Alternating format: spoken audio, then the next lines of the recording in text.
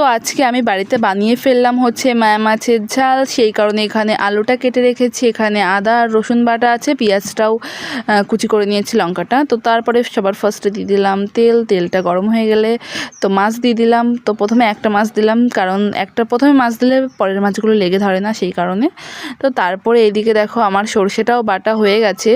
তো এখানটায় হচ্ছে আলুটাও ভাজতে দিয়ে দিলাম। আলুটা ভাজতে ভাজতে এদিকে সর্ষেটা আমি ছেঁকে নিলাম। তো দেখো এর থেকে কি বেরিয়েছে।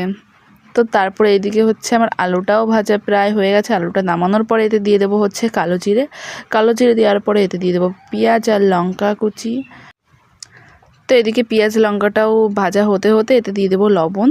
তো লবণ দিয়ে দিলাম, কারণ হচ্ছে পেঁয়াজটাও তাড়াতাড়ি ভাজা হয়ে যাবে আর নরমও হয়ে যাবে, সুন্দর হবে।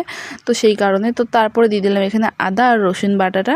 তো আদা আর রসুন বাটাটা দিয়ে ভালো করে এটা কষিয়ে নেওয়ার পর এতে দিয়ে দেবো পরিমাণ মতো হলুদ গুঁড়ো। তো হলুদ গুঁড়ো দিয়েও নাড়িয়ে চাড়িয়ে তারপরে দিয়ে দেবো আলুটা দেওয়ার পরে এটা হচ্ছে একটু ভাজা ভাজা হলেই এতে দিয়ে দেবো জল, পরিমাণ মতো জল দিয়ে দেবো। তো জলটা দেওয়ার পরে এই জলটা যখনই ফুটে আসবে এতে দিয়ে দেবো মাছ। তো জলটা ফুটে আসলেই মাছটা দিয়ে এটা আস্তে আস্তে ঢেকে আমি রান্নাটা করে নেব। তো তারপরে এতে দিয়ে দেবো হচ্ছে সর্ষে বাটা। তো আমার সর্ষে বাটাটা দেখানো হয়নি এখন আর, দেখো সর্ষে বাটাও দিয়ে দিয়েছি। তো তারপরে হচ্ছে এতে দিয়ে দেবো হচ্ছে অল্প একটু চিনিটা দিলে স্বাদটা ব্যালেন্স হবে, সেই কারণে চিনিটা দিয়ে দিলাম।